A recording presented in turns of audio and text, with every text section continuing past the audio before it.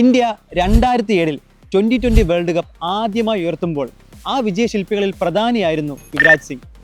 28 വർഷങ്ങൾക്ക് ശേഷം 2011 India ODI world cup ഉയർത്തുമ്പോൾ ആ വിജയത്തിന് പിന്നിലും യുവരാജ് സിംഗ് തന്നെയായിരുന്നു. ഇപ്പോൾ യുവരാജ് സിംഗ് എല്ലാ ഫോർമാറ്റിൽ നിന്നും വിരമിച്ചു കഴിഞ്ഞു. വിരമിച്ചതിന് ശേഷവും അയാൾ ടീം ഇന്ത്യയെ ഓരോ കളികളും വിജയിപ്പിച്ചുകൊണ്ടേയിരിക്കുകയാണ്. അപ്പോൾ നിങ്ങൾ ആലോചിക്കും, വിരമിച്ച ഒരു പ്ലെയർ എങ്ങനെയാണ് ടീമിനെ വിജയിപ്പിക്കുകയാണ്? ഇന്ത്യൻ 2020 ടീമിൽ ഒരു ബാറ്റ്സ്മാൻ ഇല്ലേ, ഹീറോ ബാറ്റുമായി എറിയുന്ന ആദ്യ ബോൾ തന്നെ സ്റ്റെപ്പ് ഔട്ട് ചെയ്ത് വന്ന് ബോളിൻ്റെ തലയ്ക്ക് മീതെ കൂടെ സിക്സ് അടിക്കുന്ന ഒരു ബാറ്റ്സ്മാൻ, കളിക്കുന്ന എല്ലാ കളിയിലും ഹീറോയാകുന്ന ഒരു ബാറ്റ്സ്മാൻ, അയാൾ തന്നെ അഭിഷേക് ശർമ്മ.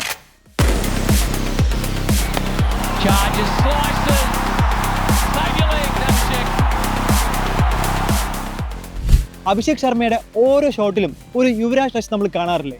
അത് നമ്മുടെ വെറും തോന്നലല്ല, അത് യുവരാജ് നേരിട്ട് അനുഗ്രഹിച്ച് നൽകിയതാണ്.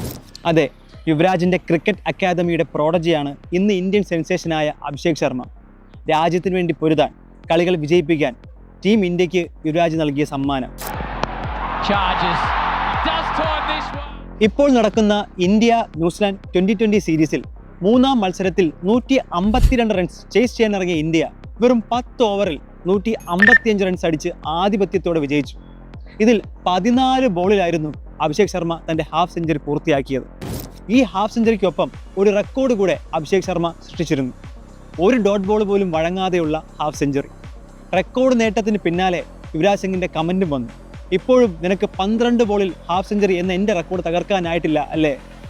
ഗുരുവിൽ നിന്നും ഒരു ശിഷ്യന് ഇതിൽ പരം എന്ത് മോട്ടിവേഷനാണ് കിട്ടുക? 14 ബോളിൽ ഹാഫ് സെഞ്ചുറി അടിച്ച് 3-ാം മത്സരം വിജയിപ്പിച്ച് മടങ്ങുന്ന അഭിഷേക് ശർമ്മയുടെ ഹീറോ ബാറ്റ് സംശയത്തോടു കൂടിയും അതിശയത്തോടു കൂടിയും വാങ്ങി പരിശോധിച്ച് നോക്കുന്ന ന്യൂസിലൻഡ് പ്ലെയേഴ്സിനെ നമ്മൾ കണ്ടതാണ്.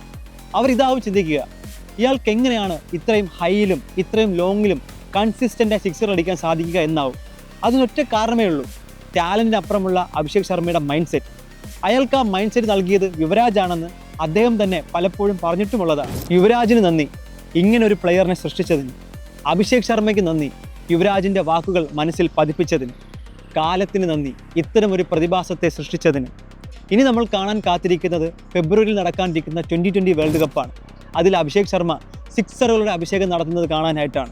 ഇനി വരാനിരിക്കുന്ന 2020 വേൾഡ് കപ്പ് ഇന്ത്യ ഉയർത്തുകയാണെങ്കിൽ അതിൽ അഭിഷേക് ശർമ്മയുടെ കരങ്ങളിലൂടെ യുവരാജ് സിംഗിൻ്റെ കരങ്ങൾ ആ വേൾഡ് കപ്പിൽ ഒരിക്കൽ കൂടി പതിയുന്നത് കാണാനായി നമുക്ക് കാത്തിരിക്കാം.